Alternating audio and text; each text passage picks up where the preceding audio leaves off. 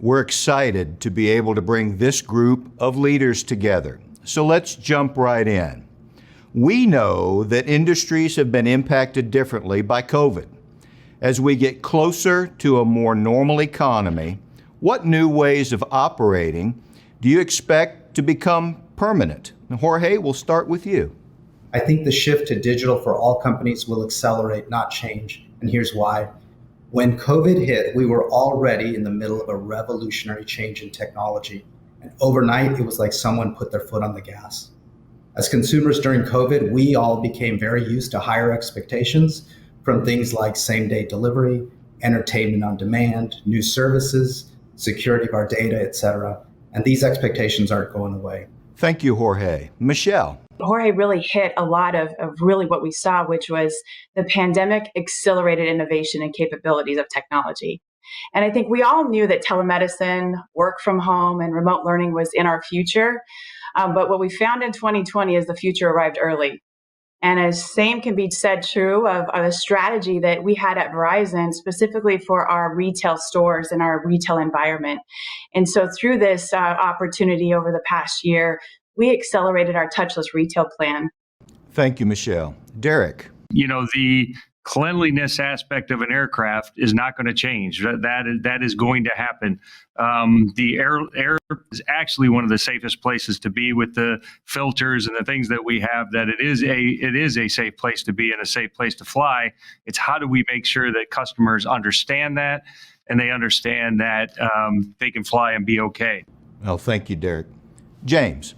Risk awareness and mitigation in our customer base has really accelerated in awareness and action in companies making permanent changes to ensure that they can consistently deliver their product or service in any kind of environment. I think the COVID environment has tested virtually every scale of delivery, whether it's a service or a product, raw material, or even to the extent that we are working hard to create the right kind of work environments for our staff.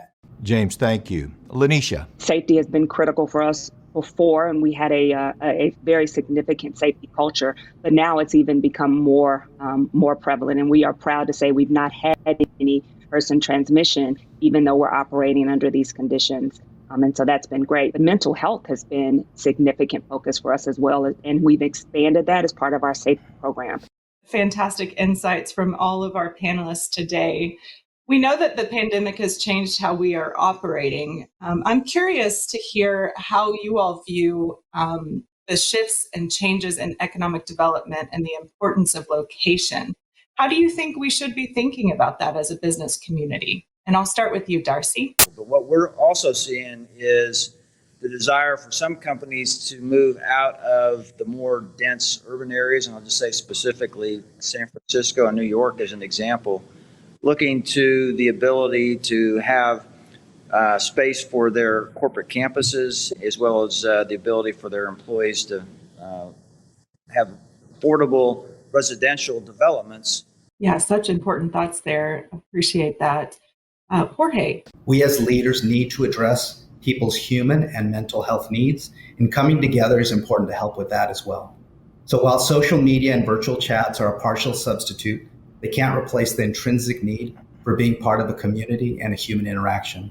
So we see location as really important and new ways of working remotely as a complement, not a substitute for real, authentic connection. Love that. Thank you, Jorge. Michelle. I think the same is true of what the Dallas Regional Chamber has done with economic development. And prior to the pandemic, we were working really hard to showcase why location here specifically in Dallas is a beautiful location across the country. And I think that's why we're so proud of how we fared through this pandemic, because the same holds true on what my co-panelists have just mentioned. But Dallas is still the place where we can grow. With business sectors having different experiences and challenges over the past year, and as we move forward, how important is it for the business community and the Dallas Regional Chamber to be a unifying voice for tackling challenges and opportunities as we go forward? And Derek, I'll start with you. From where I come from, this chamber is much stronger and much more involved than where I come from. that's a testament to Dale. It's a testament to Angela. People want to be a part of this chamber, and I think that's key. That's what we need, because we need to tackle all of these together. We can't do them by ourselves. Well, thank you, Derek. We're very proud of you and American Airlines being a part of what we're doing. Lanisha. I've got to say, the generosity and the unification of this community is staggering, given how broad and diverse it is. And I actually think that's one of the best things that Dallas has going, not only for existing companies and employees, but also for people that are looking to relocate here. Lanisha, absolutely. Thank you so much. James. We see the chamber as that great aggregator of resources and constituencies in the community, and not just for the sake of doing it, but effectively doing it and bringing together a large group of action-oriented business decision makers that can get things done and for the good of the community, for the good of all of us, Mike. It's wonderful to be a part of the organization. Thank you, James. Would anyone else like to answer that question? As you think back through the pandemic and think back through 2020, whether you're in the same industry, in the construction industry, we weren't hiding from one another, right? You have your competition, you have people that are out there that do the same things that you do. It was no longer how somebody can do it better than the others. Everybody was willing to share. The chamber did a really good job of bringing all the businesses together, and I think that's been brought up by a couple of folks. And that's how do we maintain that going forward? Because everybody was a little bit guarded before. We're all sharing ideas now to better ourselves, to better the communities, and those are the things that we have to keep on focused on, versus getting back into this is our company. This is not their company. It's our community. And how can we look at that?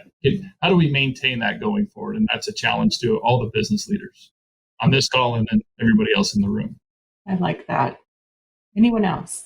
Look at the region today, and where will we be in the next 35 years? And how important is it for us as a region, as not just individual entities of municipalities or counties or companies, but we've got to come together as a region and make sure that we're continuing to keep this location, this region, as great as it is, and prepared for that growth that's going to inevitably continue, because we're in a great part of the United States. We've got a great airport. We're in a wonderful state of Texas, and growth is going to continue. We just need to be ready to keep it growing in a very high quality way. What a great discussion. Thank you all so much for joining us and making space for today's conversation and for sharing your insightful thoughts and perspectives. We're very grateful to you.